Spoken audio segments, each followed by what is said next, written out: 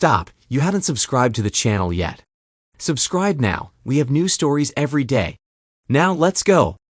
It happened a few weeks ago. It was a Thursday morning and I had already gotten up, trying to get our two kids ready for school when the phone rang. Since it was only 7:30, I was surprised that someone was calling. The caller ID showed a number from outside the area, which made me even more curious. "Hello," I said into the phone. "John, it's me." It was Claire, my wife. I wondered what she needed since we had just talked the night before. Claire works as a representative for a small marketing and printing firm in our medium-sized city and travels a lot. I more or less take care of our kids since I work from home, only occasionally going into our office in the city. Anyway, it works for us, and we both earn good money. We have a nice 4-bedroom house in the suburbs with a pool and a good company of friends. "What happened, Claire?" I asked. "I have a problem, honey. Last night my wallet was stolen when I went down to the hotel lobby for a newspaper. You need to cancel our credit cards and get new ones issued as soon as possible. I spoke with Joy, my boss, and she arranged for a new American Express card to be sent to me this evening so I can get it tomorrow before I leave. She's also transferring me some cash to get by. You're usually very careful with your purse. What happened?" I was surprised at how easily this happened to her. I was a bit careless and put it on the cashier's counter while I wanted to get some other reading materials, and when I came back, it was gone. The cashier says she was distracted by another customer and didn't notice anything. My driver's license is gone too, but the hotel is sending someone to check the trash bins in the area, and I hope they find it. Otherwise, I'll have to take a taxi to my meeting today. Okay, I'll take care of the credit cards as quickly as I can. "I'm sorry for being so careless, honey. I hope this won't cost us more than the $200 or so that was in my wallet. The other cards I had can be replaced over time. Most of my makeup was in the room, so I'll be ready for the presentation this morning. How are the kids? I miss you guys." This is exactly what happened about 6 weeks ago. I managed to cancel the credit cards before any charges appeared, and they found her wallet with her driver's license and other non-credit cards, so I just forgot about it. Our life went on. Today, I am looking at my wife's account statement. She maintains a separate investment account where, a few years ago, she deposited her inheritance after her parents died in a car accident. I try to respect her privacy regarding this account, but I was looking for our home insurance policy and came across a folder with her monthly account statements. I knew that after her parents' death, the inheritance was around $350,000, and I was curious about the current amount. I was pleased to see that it now exceeds $400,000.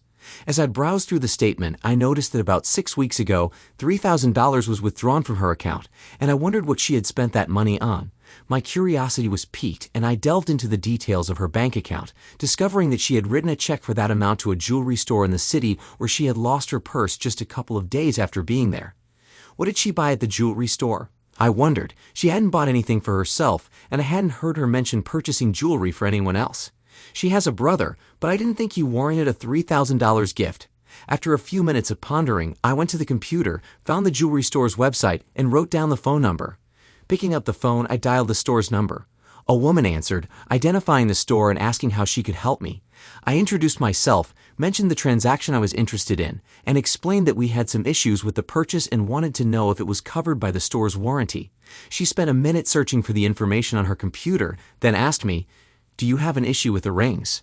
Rings? I asked myself, what rings did she buy? I was relieved when the woman on the phone spoke again. Oh, I remember that purchase. The lady was very upset when she came in and told us that her wedding and engagement rings had been stolen and she wanted to replace them. It took us quite a while to find 2 rings that suited her. She used a company credit card as a deposit and sent us a check a few days later. You're saying there are problems with them? We provide a 90-day warranty on them. Is the diamond loose in the setting? She replaced the wedding and engagement rings. I was baffled. She never mentioned losing them, only that her purse was stolen. I needed to think about this more. "Listen," I said to the woman, "I need to talk to my wife about this and call you back. I'll call you later." "Okay, goodbye." She seemed puzzled, but not as puzzled as I was. Obviously, the rings must have been in Claire's purse when it was stolen. Why would they be in her purse unless she didn't want others to know she was married? There were no restrictions on marriage at her work, as far as I knew. However, if she wanted to appear single in a social situation, I reasoned it could mean she wanted to play the field when away from home. The thought made my stomach churn. We had been married for 11 years, had 2 children, Jeremy, 7, and Melissa, 6, and I thought we had a perfect marriage and family. Our personal life was fine, or so I thought. Why would she seek intimacy outside our marriage? She usually traveled once a month and stayed for 2 or 3 nights in some remote city. So if she wanted to play, she would feel safe doing it then. Losing the rings must have really scared her, and she decided to replace them with ones as similar to the originals as possible. I had bought the rings when I wasn't earning much, and they weren't fashionable, so getting a good replica wouldn't be very expensive. She could have filed a claim with our insurance company, but I would likely have found out about it. If her purse was indeed stolen at the hotel, she must have reported it. I was curious about what she told them about the loss. I found the hotel's number and called them. I asked if they had a record of my wife's purse being stolen. When they said they had a written report of the incident, I asked if they could fax me a copy. Within a few minutes, I had the copy. The report was written and signed by Claire. In it, she described how her purse was stolen while she was dancing in the lobby. She left her purse in the booth where she was sitting, and when she returned to her seat, it was gone. The hotel noted that Claire did not want to involve the police. My thoughts were scattered by the implications of what I had discovered. She lied to me, concealing the theft of the rings, and lied about them being stolen in a gift shop. There might have been another explanation, but I couldn't imagine any other scenario except for the awful thoughts swirling in my head. I knew I had to find out what the loss of those rings meant, or it would drive me crazy. It was becoming clear that the rings were in her purse while she was dancing with some unknown man. After that, she went on a trip a couple of weeks ago and was supposed to go on another trip in a few days. I needed to get more information about her next trip's itinerary. I wanted to find out what she was doing in the evenings when she was away from home. If she was having intimate relations with other men, the loss of the rings might have been enough to scare her. I knew that if I found out she had been unfaithful, it would probably be the end of our marriage, although I didn't want to think about the impact on the children. She was a great mother, but I couldn't allow her to have custody if we separated, and she continued traveling and engaging in infidelities. My mind was racing, trying to figure out how to find more clues about her fidelity. What else could give me a hint about what she was doing during her trips? Did she use protection if she slept with someone? I assumed she would, as she wouldn't want to bring anything home or get pregnant. I had a vasectomy after our second child was born, so pregnancy would be out of the question. She couldn't rely on a man to bring condoms, so she must have had her own supply. Where would she keep them? She couldn't store them at home or in the car, so she would likely keep them in her office at work. Most likely, she took them along on business trips. She always carried her business papers, laptop, and presentation materials in a large briefcase that she kept in her office.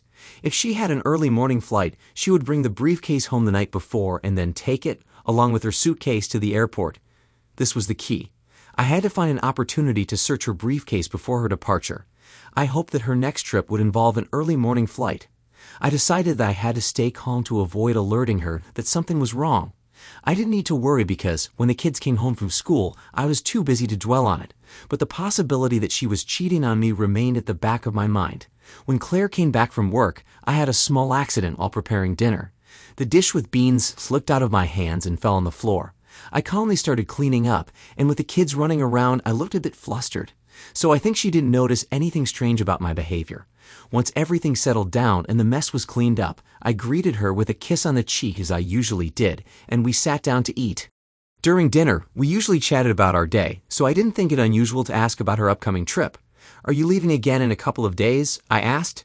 "Oh yes, it's pretty much the same routine. I'm not looking forward to it. If you don't like it, why don't you apply for another position? You've been with the company long enough and know it well. You could fit in almost anywhere." I thought about it, but I want to work a bit longer before settling at a desk. I decided to prick her conscience a bit. "The kids and I miss you a lot when you're gone." "I know, I'm sorry about that." "I miss you too." "So, where are you going this time, and are you leaving in the morning so we can meet before you go?" I looked at her, mindful that the kids were listening.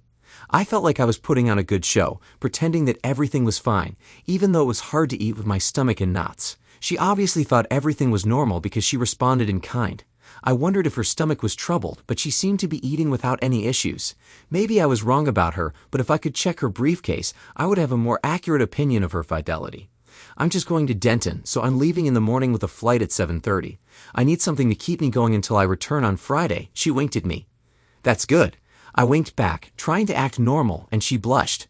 This meant she would bring the briefcase home the evening before her departure and wouldn't be going to work before heading to the airport.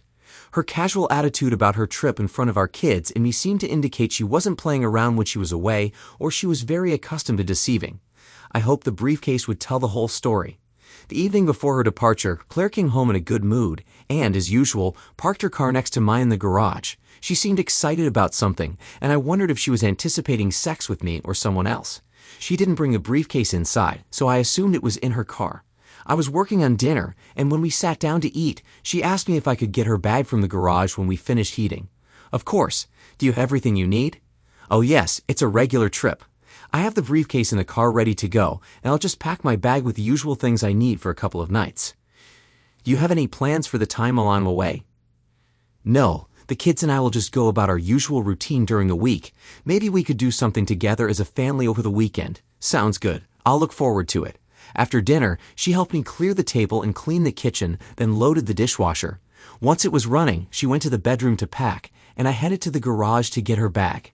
In the garage, I peeked into her car, but didn't see the briefcase and figured it was locked in the trunk. I had anticipated this and thought of a way to get to it later in the evening. Returning to the bedroom with her bag, I asked, "Where are your car keys? Your tire is a bit low and probably has a slow leak. If I take it to the gas station, I can have Jerry fix it right now." She looked puzzled for a moment, then reached for her purse. Handing me the keys, she asked, "Can't you just put on the spare? That's only for emergencies. We have time to fix it, so I think that's the best approach," I said, heading back to the garage before she had a chance to think it over. Quickly driving her car out of the garage, I headed to the corner gas station owned by my high school buddy Jerry. Pulling into one of his bays, I honked and he saw me, opened the door, and let me in, closing it behind me. "How's it going?" I was supposed to be here to fix a tire, but I needed some time to check on something else.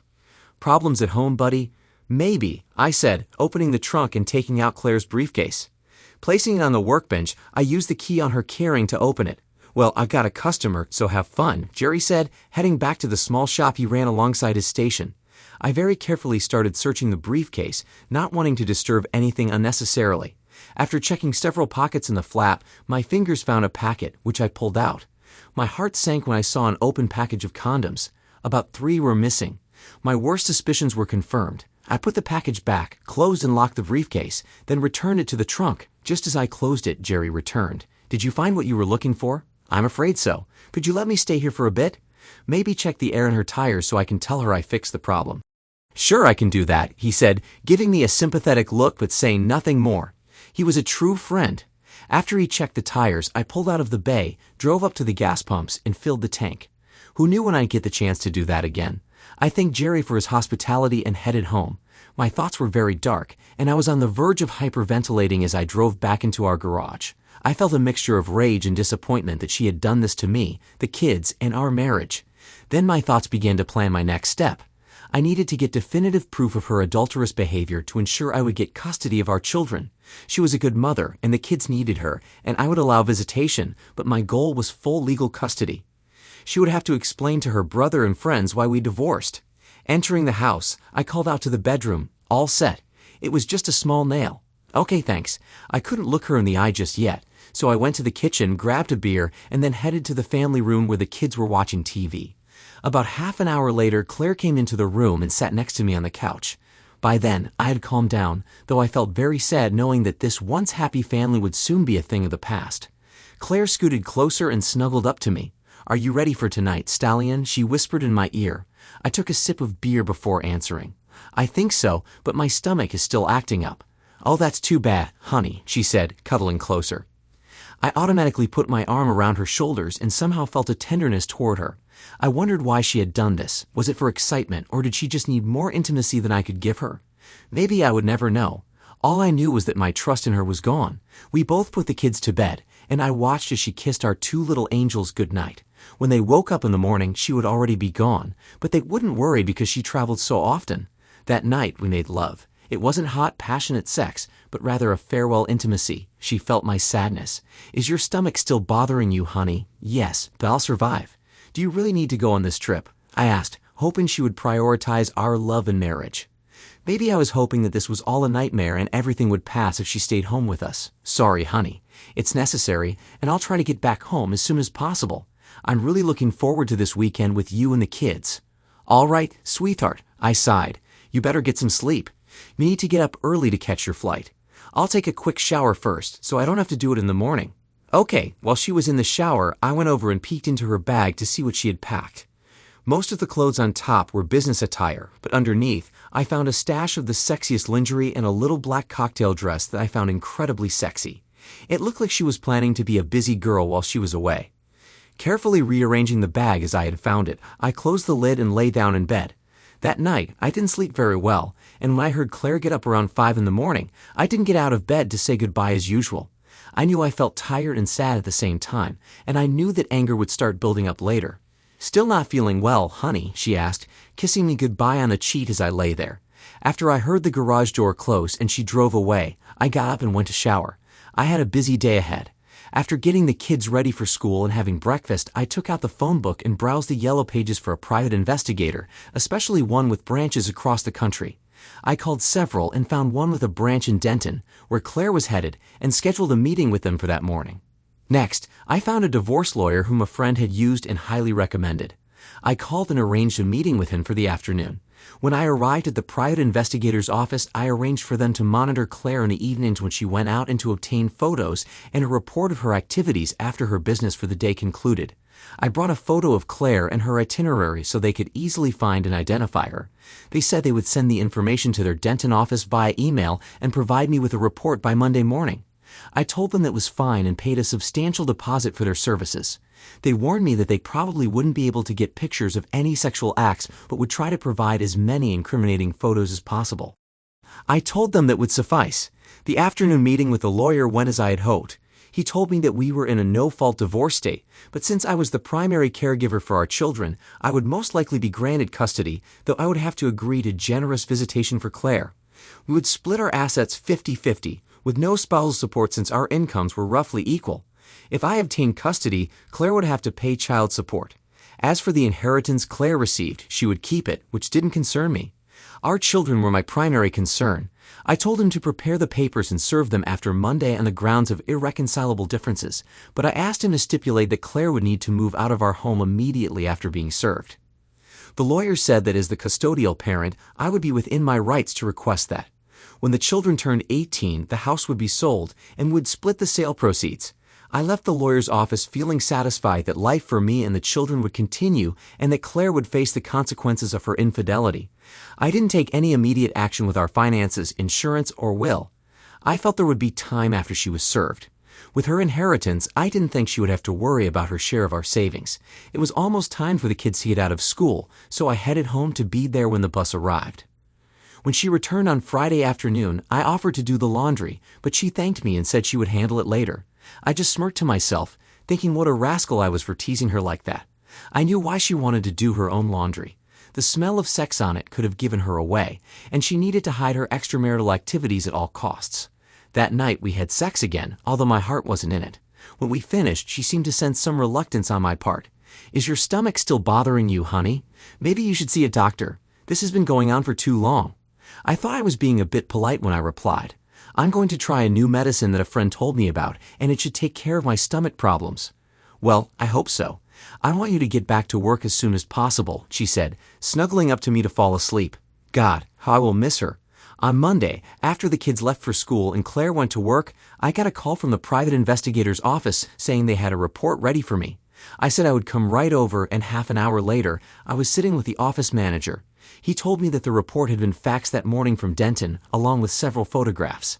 He said he hadn't had time to read it fully, but from what he gathered by skimming through it and looking at the photos, it seemed terrible.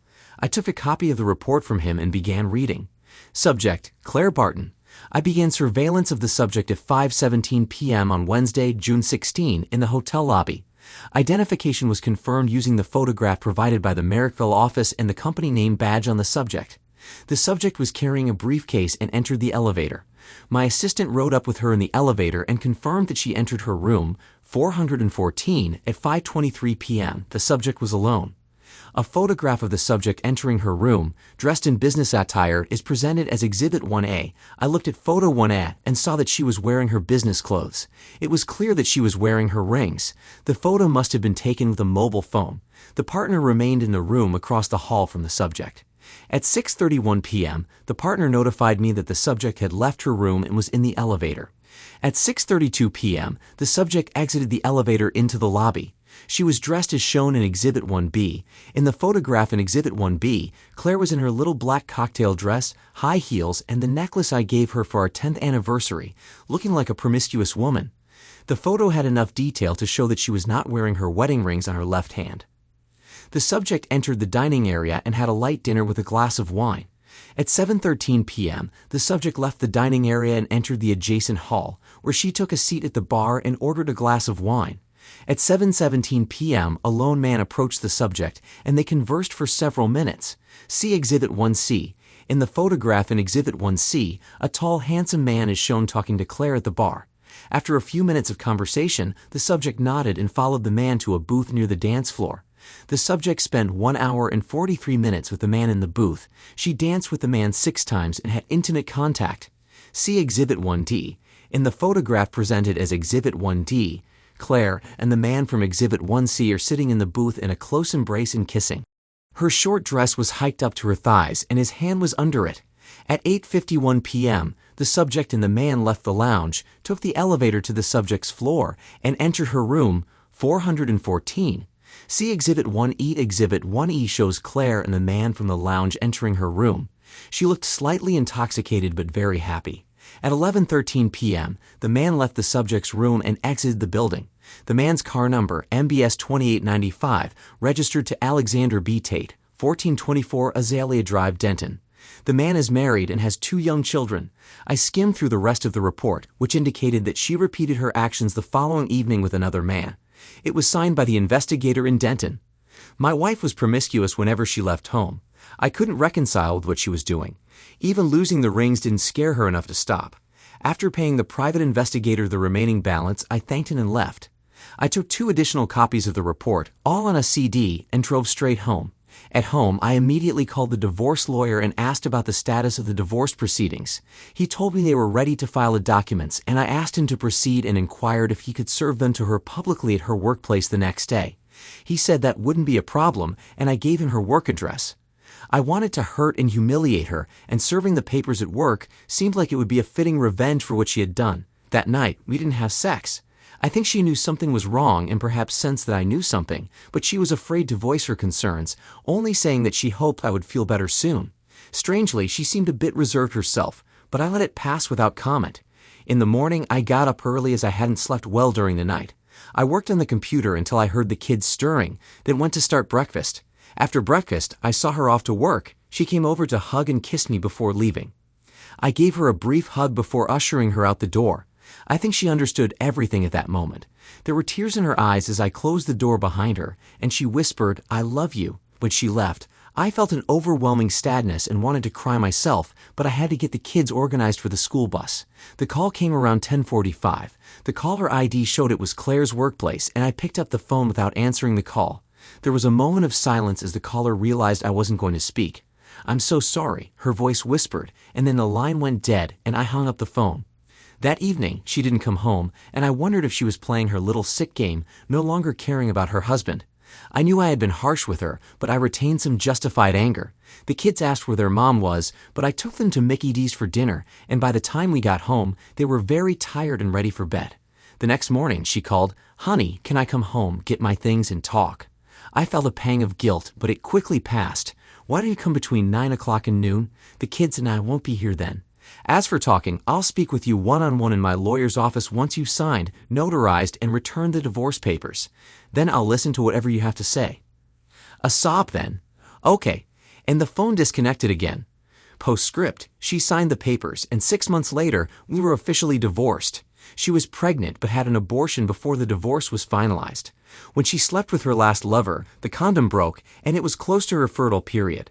So even though I discovered her infidelity because she lost her rings, she would have likely been caught anyway. I heard that she has returned to the dating scene as well. I think as she gets close to marriage again, I'll warn her future husband about her fidelity. There's no point in her betraying 2 of us. We had the meeting, as I told her in my lawyer's office. She asked me to reconsider the divorce. Not having unlimited access to our children was hard for her, but I told her that I simply couldn't trust her anymore. She explained that she had been seeing a psychologist who diagnosed her with a form of nymphomania and that she had received help to manage her addiction. Now she controls her urges. I told her that wasn't enough for me. If she still had those urges, and if she had sought help at the beginning, she wouldn't be in this position now. I left her crying in the lawyer's office. I am dating again, and I think I found a woman I like and could easily fall in love with. She is my age and divorced. She caught her husband cheating and didn't tolerate it, my kind of woman. A big plus is that the kids like her too. I suppose it's only a matter of time before I pop the question. Thanks to everyone who took the time to listen to today's stories. If you enjoyed it, please consider liking and subscribing if you haven't already. Feel free to share your thoughts on the events in the comments below. Take care.